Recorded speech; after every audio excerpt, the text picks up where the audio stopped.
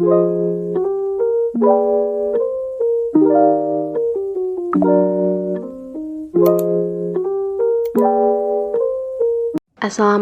warahmatullahi wabarakatuh.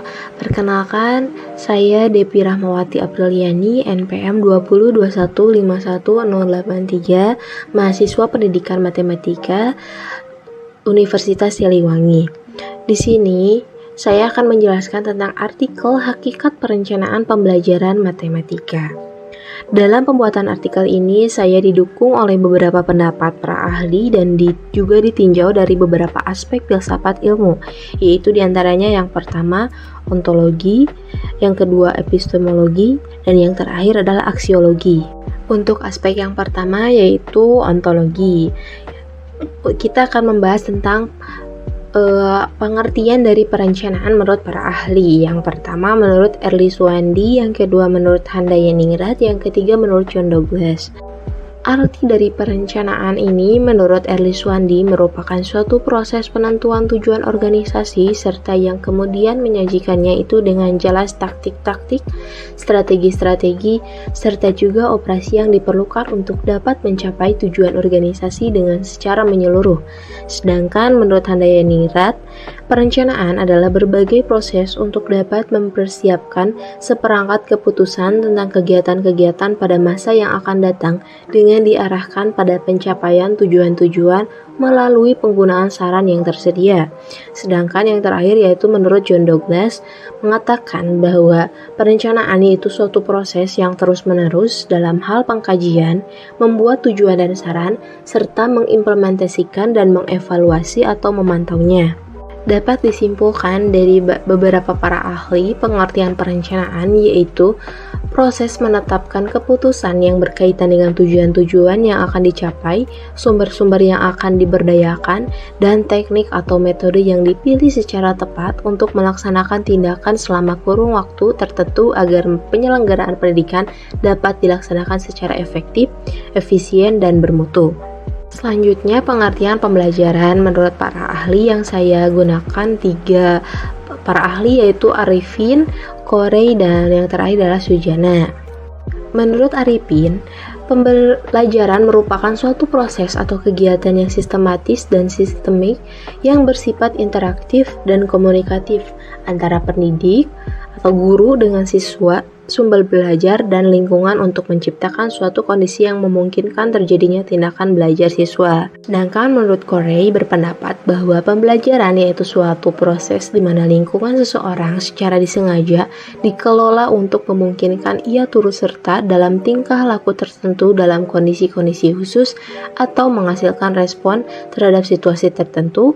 Pembelajaran merupakan subset khusus dari pendidikan. Dan yang terakhir yaitu menurut Sujana memaparkan bahwa pembelajaran dapat diartikan sebagai setiap upaya yang sistematik dan disengaja untuk menciptakan agar terjadi kegiatan interaktif edukatif antara dua pihak, yaitu antara peserta didik atau warga belajar dan pendidik atau sumber belajar yang melakukan kegiatan pembelajaran. Jadi dapat disimpulkan pengertian pembelajaran ini adalah komunikasi dua arah yang di dalamnya terdapat sistem rancangan pembelajaran hingga menimbulkan sebuah interaksi antara pemateri atau guru dengan penerima materi atau peserta didik. Pembelajaran mempunyai arti yang lebih konstruktif, yaitu mengupayakan peserta didik mampu belajar, merasa butuh belajar, dan termotivasi untuk belajar. Kemudian untuk pengertian matematika menurut para ahli di sini saya mengambil 3, yaitu menurut Susilo, Kline, dan yang terakhir menurut Glenn James dan Robert James. Pengertian matematika menurut Susilo adalah bukan sekedar kumpulan angka, simbol, dan rumus yang tidak ada kaitannya dengan dunia nyata. Justru sebaliknya, mereka tumbuh dan berakar dari dunia nyata. Sedangkan menurut Kline berpendapat bahwa matematika itu bukanlah pengetahuan menyendiri yang dapat sempurna karena dirinya sendiri, tetapi adanya matematika itu terutama untuk membantu manusia dalam memahami dan mengatasi permasalahan sosial, ekonomi, dan alam. Matematika tumbuh dan berkembang karena proses berpikir, oleh karena itu logika adalah dasar untuk terbentuknya matematika. Dan yang terakhir itu menurut Green James dan Robert James mengemukakan bahwa matematika adalah ilmu tentang logika mengenai bentuk, susunan, besaran, dan konsep-konsep yang berhubungan satu dengan yang lainnya dengan jumlah yang banyak yang terbagi ke dalam 3 bidang, yaitu aljabar, analisis, dan geometri. Jadi dapat disimpulkan pengertian matematika itu sendiri yaitu ilmu pengetahuan yang diperoleh dengan bernalar yang menggunakan istilah yang didefinisikan dengan cermat, jelas, dan akurat, representasinya dengan lambang-lambang atau simbol dan memiliki arti serta dapat digunakan dalam pemecahan masalah yang berkaitan dengan bilangan. Selanjutnya yaitu pengertian pembelajaran matematika menurut para ahli yang saya ambil yaitu Sofiawati, Rusyanti, dan yang terakhir Sudiati. Menurut Sofiati, pembelajaran matematika adalah usaha sadar guru untuk membentuk watak, peradaban, dan meningkatkan mutu kehidupan peserta didik, serta membantu siswa dalam belajar matematika agar tercipta komunikasi matematika yang baik sehingga matematika itu lebih mudah dipelajari dan lebih menarik. Sedangkan menurut Rusyanti, berpendapat bahwa pembelajaran matematika ini adalah proses interaksi antara guru dan siswa yang melibatkan pengembangan pola berpikir dan mengolah logika pada suatu lingkungan belajar yang sengaja diciptakan oleh guru dengan berbagai metode agar program belajar matematika itu tumbuh dan berkembang secara optimal dan siswa dapat melakukan kegiatan belajar secara efektif dan efisien. Sedangkan yang terakhir yaitu menurut Sudiati mengemukakan bahwa pembelajaran matematika adalah proses pemberian pengalaman belajar kepada siswa melalui serangkaian kegiatan yang terencana sehingga siswa memperoleh kompetensi tentang bahan matematika yang dipelajari. Berdasarkan para ahli dapat disimpulkan pengertian pembelajaran matematika itu kegiatan belajar dan mengajar yang mempelajari ilmu matematika dengan tujuan membangun pengetahuan matematika agar bermanfaat dan mampu mengaplikasikannya dalam kehidupan sehari-hari. Selanjutnya, pengertian perencanaan pembelajaran matematika menurut para ahli yaitu menurut Ibrahim, yang kedua menurut Nana Sujana, yang ketiga menurut Wina Sanjaya. Menurut Ibrahim, perencanaan pembelajaran adalah kegiatan merumuskan tujuan, apa yang akan dicapai oleh suatu kegiatan pembelajaran, cara apa yang dipakai untuk menilai pencapaian tujuan tersebut, materi apa yang disampaikan, bagaimana cara menyampaikan, serta alat dan media apa yang diperlukan.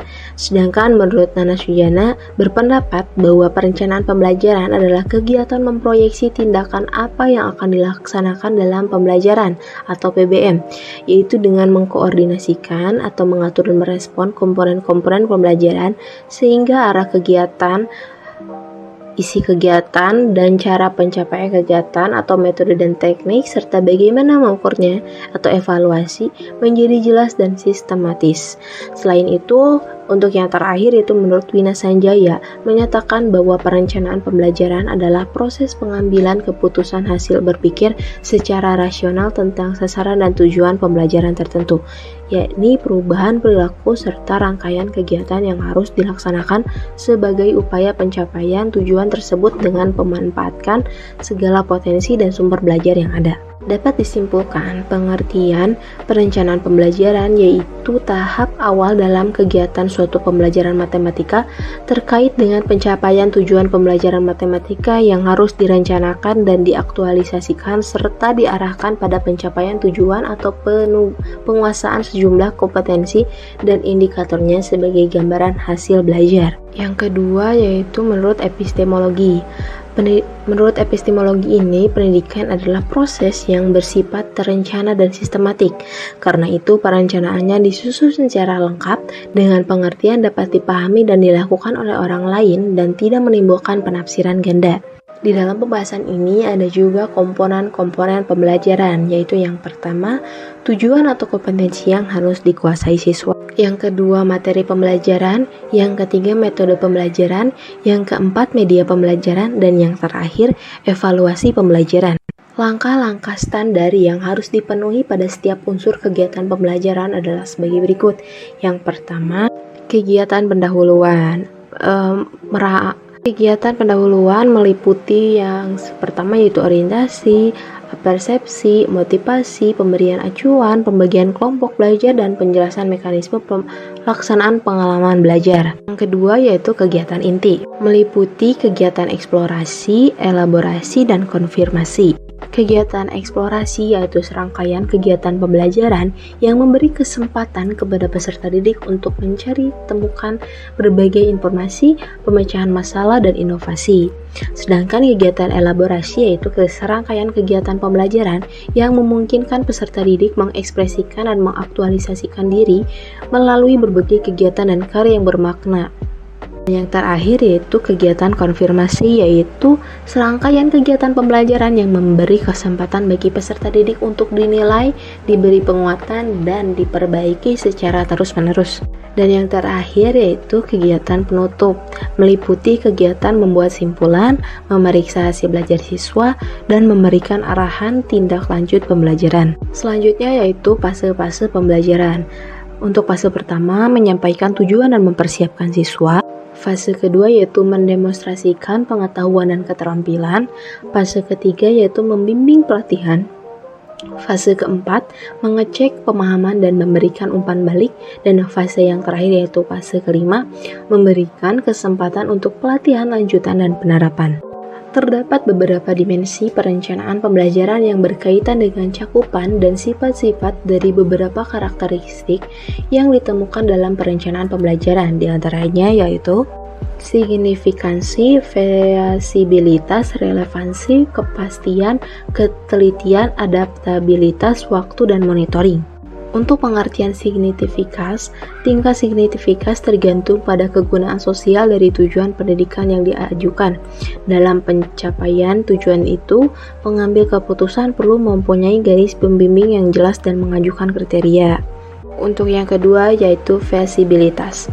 Maksudnya perlu dipertimbangkan feasibilitas perencanaan pengajaran.